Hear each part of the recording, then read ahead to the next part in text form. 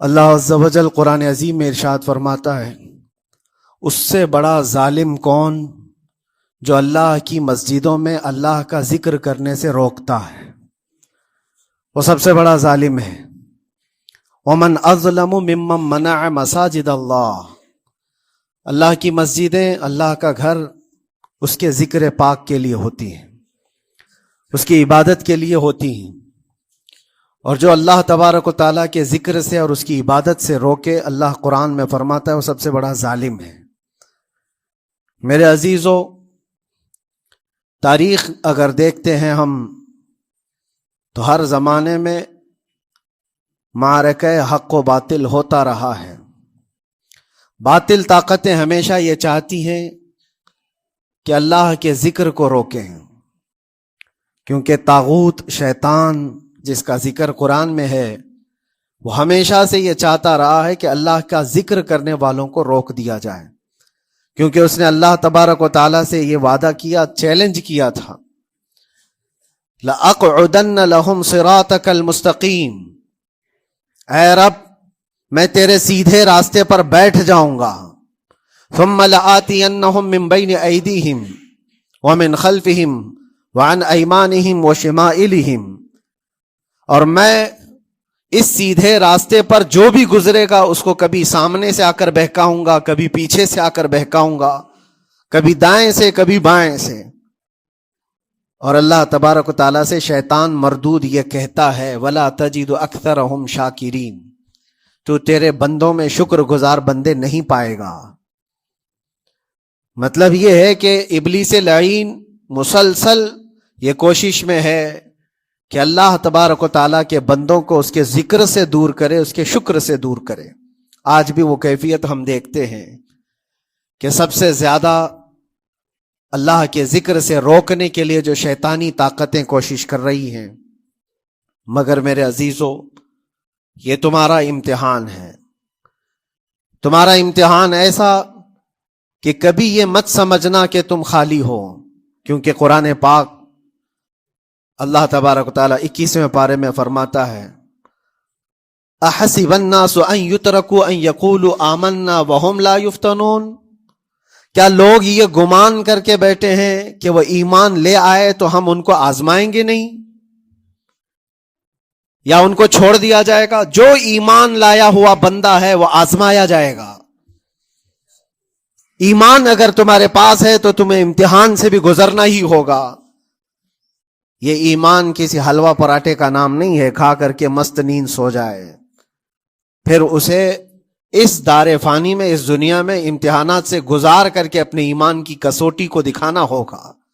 اسی لیے قرآن یہ بھی کہتا ہے کہ تمہیں کیسے کیسے آزمایا جائے گا، وَلَنَبْلُوَنَّكُمْ بِشَيْءٍ مِّنَ الْخَوْفِ وَالْجُوعِ وَنَقْصٍ مِّنَ الْأَمْوَالِ وَالْأَنفُسِ وَالثَّمَرَاتِ، ہم تمہیں آزمائیں گے کبھی بھوک سے، کھانے کی قلت سے، اور کبھی خوف سے، ڈر آئے گا تمہارے پاس، اور پھر اللہ تعالیٰ فرماتا ہے کبھی مال و دولت کی کمی سے، وَنَقْصٍ مِّنَ الْأَمْوَالِ وَالْأَنفُسِ، کبھی لوگوں کی جان چلی گئی ہو، کثرت سے تمہارے عزیز مر گئے، یہ بھی آزمائش ہے، اور پھلوں کی کمی۔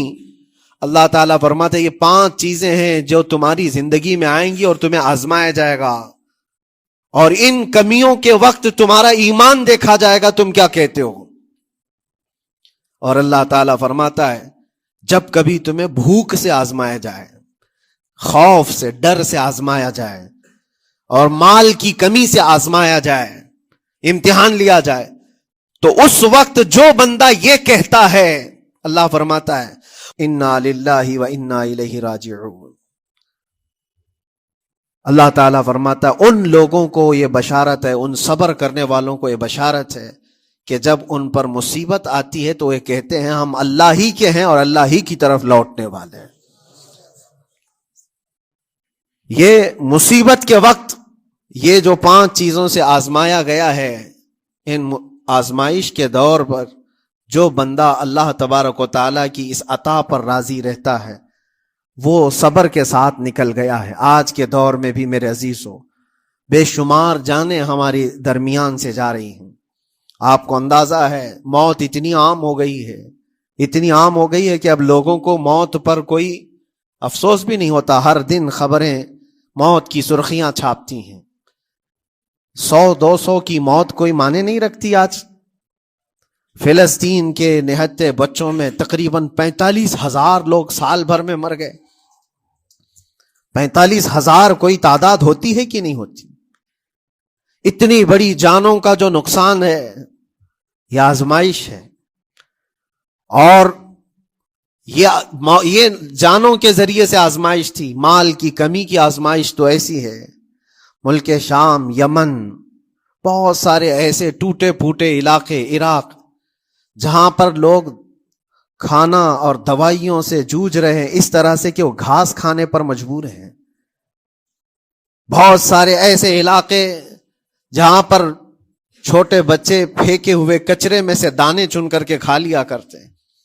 وہ اپنے پیٹ کی اس آگ کو بجھانے کے لیے دانے دانے کے لیے ترس رہے ہیں. یہ بھوک کی آزمائش ہے، مال کی کمی کی آزمائش ہے، جانوں کی آزمائش ہے. عزیزان گرامی وقار، اور پھر خوف کے ذریعے سے جو آزمائش ہے وہ ہم دیکھ رہے ہیں. آج خوف ظالموں کے ذریعے سے تم پر مسلط کیا جائے گا. ہر آدمی ڈرا سہما ہوا، ہر آدمی اپنے اندر ایک ڈر لیے بیٹھا ہے کہ نکلوں گا تو کیا ہو جائے گا. ان سب کے درمیان اللہ کی بارگاہ میں سجدہ ریز ہونے کا نام ایمان ہے. سب حالات ہوں گے اس طرح سے، اور انہی حالات کے درمیان جو بندہ اپنا سر جھکاتا ہے مولا کریم کی بارگاہ میں وہ ایمان والا ہے. آؤ اگر ایمان کی کمال کی مثال دیکھنا ہے تو کربلا کے میدان میں کون کون سی آزمائشیں تھی. بھوک کی بھی آزمائش ہے، پیاس کی بھی آزمائش ہے، جان کی بھی آزمائش ہے، خوف کی بھی آزمائش ہے. سب چیزیں ایک ساتھ کربلا کے میدان میں آئی. رسول اللہ کے گھرانے پر، اہل بیت پر وہ کیسا عظیم امتحان تھا جب وہ 72 لوگوں کا 82 لوگوں کا قافلہ بھوک اور پیاس سے جوجھ رہا ہو. 3 دن سے ان کے اوپر کھانا اور پانی بند ہو، اور ان شہزادوں کے ایمان میں ذرا برابر بھی فرق نہیں آتا. نہ ان کے ایمان میں، نہ حوصلے میں، نہ ہمت میں فرق آتا ہے. 3 دن کے بھوکے اور پیاسے باطل سے نپٹنے کے لیے کس طرح سے کمر بستہ ہے. یہاں تک کہ بھوک کی شدت ایسی تھی، کلیجہ منہ کو آیا ہے. 6 ماہ کا بچہ بھی روتے روتے زبان جس کی سوکھ گئی ہو، وہ ماں جو بچے کو دودھ پلاتی ہے اس کے سینے سوکھ چکے ہوں، دودھ ختم ہو چکا ہو ماں کے پستانوں میں، کیسی قلت ہوگی. پانی کا ایک قطرہ ان کے گھر تک نہیں پہنچ پاتا. ماں اپنے بچے کو دودھ نہیں پلا سکتی تھی. اس سے زیادہ کیا آزمائش تھی یہ بھوک اور پیاس، یہ آزمائش. پھر جانوں کی آزمائش تو ایسی، اللہ اکبر. 56 سال کی عمر کا وہ شہزادہ عالی وقار، سیدہ کائنات فاطمۃ الزہرا کا نور نظر، امام عالی مقام سید الشہداء امام حسین رضی اللہ تعالیٰ عنہ، جب میدان کربلا میں لاشوں کو اٹھاتے تھے، کتنی لاشیں اٹھائی، کبھی بیٹے کی، کبھی بھتیجے کی، کبھی بھانجے کی، کبھی بھائیوں کی، کبھی عزیزوں کی. میاں ہم اپنے گھر سے نکلنے والے ایک جنازے کو اٹھاتے ہیں تو 8 دن تک ہمارے اندر سے ہوش نکل جائے. کوئی اپنے بچے کو اپنے ہاتھوں سے دفن کر کے دیکھے پھر کیفیت پتہ چلتی ہے. امام حسین نے ایک نہیں اپنے لاڈلوں کی لاشیں اس طرح سمیٹی ہیں. ان کے جوان بیٹے علی اکبر کو جب شہید کر کے گھوڑے دوڑائے گئے تھے جسم کے اوپر سے، ٹکڑے الگ ہو چکے تھے، اس کو سمیٹتے ہوئے کون بیٹھا ہے؟ رسول اللہ کا نواسا. اور 6 ماہ کے بچے کو ہاتھ کے اندر ظالموں نے تیر سے ایسا مارا تھا کہ حلقوم پہ چلا گیا ہو. اور 6 ماہ کے علی اصغر کا خون جب امام حسین کے چہرے پر اچھل جاتا ہو، کسی باپ کے ہاتھ میں بیٹا وفات کر جائے اور پھر وہ لے کر کے خیمے میں آئے اور ادھر سے بلکتی ہوئی ماؤں کو اور بہنوں کو بھی دیکھے، ان میں بھی صبر کی تلقین دے. کبھی کبھار میں سوچتا ہوں اللہ یہ کیسے امتحانات سے گزرا تھا فاطمہ کا لال، کیسے امتحانات سے. بھوک اور پیاس کی شدت الگ، یہ جانوں کی شدت، جانوں کے جانے کا غم الگ، عزیزوں کی لاشوں کو اٹھانے کا بوجھ الگ. پھر اس پر 22,000 کا لشکر جرار سامنے، اس کا خوف لوگوں کے اوپر ڈالا جا رہا ہے۔ عزیزان گرامی وقار، یہ سب چیزیں کیا امام حسین کے قدموں کو ڈگمگا گئی؟ کیا ان کے خاندان والوں کو بکنے پر مجبور کر دی؟ کیا انہوں نے سمجھوتے کر کے اپنا سب کچھ بیچ ڈالا؟ ایک خیمے کا ایک بچہ بھی امام حسین کا نکل کر کے آیا ہو تو مجھے تاریخ بتا دو۔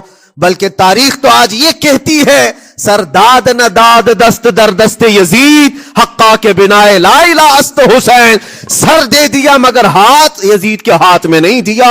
حق تو یہ ہے کہ لا الہ کی جڑ کا نام حسین ہے۔ آج وہ امتحان قیامت تک کی تمہارے ساتھ ہوتا رہے گا، قیامت تک تمہارے ساتھ یہ آزمائش ہوتی رہے گی، کبھی بھوک سے، کبھی ڈر سے، کبھی جانوں کے نقصان سے، لیکن پھر تمہیں دیکھا جائے گا تم بکتے کتنے ہو، نکلتے کتنے ہو، ہواؤں کے پجاری کتنے ہیں، خواہشات نفس کو ماننے والے کتنے ہیں، اپنے کمفرٹ زون میں جینے کے لیے ایمان کا سودا کرنے والے لوگ کتنے ہیں۔ یہ آزمائش ہوتی رہے گی میرے عزیزو۔ ایمان اس کا نام نہیں ہے کہ تم گھر میں آرام سے بیٹھے رہو گے اور کوئی امتحان نہیں ہوگا، امتحان تو ہوگا، آزمائش تو ہوگی۔ آج جو بھی حالات ہیں اس پر میں یہی کہوں گا، ایک بات ہو سکتا ہے کروڑوں مسلمانوں کے دلوں میں آج یہ نروس پن آئے، اتنے برے حالات ہوتے ہیں، اللہ ہمارے ساتھ ہے یا نہیں؟ اللہ ہمارے ساتھ ہے یا نہیں؟ ایمان ہمارا صحیح ہے یا نہیں؟ اسلام صحیح ہے یا نہیں؟ یہ شک بھی شیطان تمہارے دل میں ڈالتا ہے۔ کبھی تمہارے اوپر مصیبتوں کے پہاڑ ٹوٹ جائیں تو شک ڈالتا ہے شیطان تاکہ تمہارا ایمان ڈگمگا جائے۔ میرے عزیزو، مسلمان ہونے کا مطلب یہ نہیں ہے کہ تم صرف محلات میں جیو گے اور تخت و تاج کے مالک ہی رہو گے، ایسا نہیں ہے۔ ایمان والوں کو احد میں 70 جانیں بھی دینی پڑی ہے، بدر میں ان کے ساتھ جو معاملات ہوئے ہیں، فتح اگرچہ بدر میں ہوئی لیکن جنگ احد کا اگر منظر دیکھو گے، اللہ اکبر۔ وہ رسول پاک صلی اللہ تعالی علیہ وسلم کے شہدائی صحابہ جب احد کے میدان میں کھڑے تھے، 70 صحابہ کی ایسے جانیں گئی ہیں، اگر میں تفصیل بتاؤں تو بہت لمبا وقت ہوگا۔ ایک صحابی ہیں حضرت انس بن نزیر، پورے جسم میں ایک انگلی کے علاوہ کچھ نہیں ملا، شہادت کی ایک انگلی سے ان کو پہچانا گیا۔ حضرت سعد بن ربیع، یہ ایسے صحابی ہیں جن کا پیٹ پورا پھاڑ دیا گیا تھا اور 12 نیزے مارے گئے تھے۔ وہ سید الشہداء امیر حمزہ بھی تو اسی احد کے میدان میں شہید ہوئے، جن کو بھالے سے مارا گیا اور چیر کر کے ان کا کلیجہ چبایا گیا تھا۔ عبداللہ بن جہش اسی میدان میں انتقال کیے ہیں، جن کے جسم کے 80 ٹکڑے کر دیے گئے تھے اور ہر ٹکڑے کا ہار بنا کر ظالموں نے پہنا تھا، ہار بنا لیا تھا جسموں کے۔ یہ سارے منظر احد کے میدان میں ہوئے، اور کون سے ایمان والے؟ وہ رسول اللہ کی اقتداء میں نماز پڑھنے والے، حضور پاک کے چہرے انور کو دیکھنے والے۔ جب ان کے ساتھ یہ آزمائشیں ہو سکتی ہیں تو ہم کون سی گاجر مولی ہیں؟ ہمارے ساتھ بھی آزمائشیں ہوں گی۔ جس کا جیسا ایمان ہوگا ویسا وہ امتحان بھی دے گا، اسی امتحان سے وہ گزارا جائے گا۔ مگر میں آج کروڑوں مسلمانوں کے دلوں کے بارے میں یہ بات کہنا چاہتا ہوں کہ اگر نروس پن ہے کہ یہ حالات ایسے کیوں ہیں، حالات ہر زمانے میں ہوتے رہیں گے۔ ستیزہ کار رہا ہے ازل سے تا امروز، شرار ابو لہبی سے چراغ مصطفی، ہماری تاریخ ہے، یہ تاریخ ہے میرے عزیزو۔ اللہ تعالیٰ قرآن میں فرماتا ہے تِلْكَ الْأَيَّامُ نُدَاوِلُهَا بَيْنَ النَّاسِ، یہ دن ہیں جو ہم لوگوں کے درمیان پلٹتے رہتے ہیں، کبھی تم بادشاہ بنو گے، کبھی فقیر بن جاؤ گے، اور آج جو تخت پر ہیں ہو سکتا ہے وہ کل ڈگر ڈگر گھوم رہے ہوں۔ آج جن کو طاقت کا نشہ ہے ہو سکتا ہے وہ بھیک مانگنے پر بھی مجبور ہو جائے۔ لیکن ایک بات یاد رکھنا، نروس پن اپنے دل میں آنے نہ پائے، ان حالات سے دیکھ کر کے گھبرا نہ جانا۔ ایمان تمہارا سچا ہے، اللہ کل بھی تمہارے ساتھ، آج بھی تمہارے ساتھ، بس تمہاری عبادت میں فرق آنے نہ پائے، تمہارے سجدوں میں کمی ہونے نہ پائے، تمہارے ایمان میں تزلزل آنے نہ پائے۔ اللہ ایک ہے تو ایک ہے، اللہ سچا ہے تو سچا ہے۔ میں نے اللہ کو نہیں دیکھا لیکن اللہ پر ایمان ضرور ہے۔ یہ یقین اور یہ عقیدہ تمہارا مضبوط رہے۔ ہاں، ہمیں معلوم ہے، کچھ لوگ ہم سے پوچھتے بھی ہیں، اللہ तबारक व तआला पूरी कायनात का मालिक, जिसने हर चीज पैदा किया और उसकी इबादत करने वाले हो आप, लेकिन फिर उसी अल्लाह रब्बुल इज्जत की ये मस्जिदें क्यों ढाई गई, क्यों मस्जिदों को खत्म किया जा रहा है? अल्लाह के जिक्र को रोकने के लिए ताकतें पूरी पूरी मस्जिदों को ढाने की क्यों बात करती, फिर अल्लाह कुछ क्यों नहीं फरमाता? मेरे अजीजों, ये कायनात है जिसको अल्लाह ने असबाब पर बनाकर भेजा है और तुम्हें अमल के लिए भेजा गया है। तुम्हारा अमल देखना है, तुम कितने पाबंद हो, तुम कितने अपनी हिफाजत करते हो, तुम्हारे ईमान की, तुम्हारी इबादतों की, तुम्हारी मस्जिदों की। तुम मस्जिदें खाली करके घूम रहे हो, फजर की नमाज में अपने घरों पर सोए हो और फिर अल्लाह के घरों की हिफाजत की बात कर रहे हो कि मस्जिदें ढाई जा रही हैं, मस्जिदों पर आक्रमण होता है। ये सारी बातें क्यों? तुम जब इन सफों को खाली कर दोगे, ये मस्जिदें चीख चीख कर पुकारती हैं अल्लाह की बारगाह में। पल भर में बना ली, शब भर में बना ली मस्जिद तो ईमान की हरारत वालों ने। मन अपना पुराना पापी था, बचपन से नमाजी बन न सके। मस्जिदें बड़ी बड़ी शानदार बना लेना और उसको आबाद ना करना, यह भी तो जुल्म है। आप इन मस्जिदों की हिफाजत की जो बात कर रहे हैं, इन मस्जिदों की हिफाजत सिर्फ कमेटियां बनाने से नहीं होती, नमाजों से होती है, इसके अंदर तिलावत कुरान से होती है। अजीजा ने गिरामी, और फिर ये बात उन जालिमों के लिए कि अगर वो हाथ लगाकर मस्जिदों को उखाड़ना, फेंकना, इसको अपनी ताकत का जरिया समझते हैं तो समझ लो थोड़े दिन की बात है। अगर इसी का नाम ताकत है कि इबादत गाहों को मिसमार करके ताकत के तख्त को बिठाया जाए, तो याद रखना, बढ़ते बढ़ते बढ़ते तुम्हारा नशा कहीं तुम्हें फिरौन ना बना दे। और अगर फिरौन बन गए तो इंतजार करो, अल्लाह ताला बड़े बड़े फिरौनों को सिर्फ पानी से हिलाक करता है। बहुत बड़े बड़े नमरूदों को अल्लाह ताला मच्छर से हिलाक करता है। वो अबरहा भी तो आया था जो काबा ढाने के लिए आया था, हाथियों का लश्कर लेकर आया था, जिसका जिक्र कुरान पाक में अलम तरा कैफ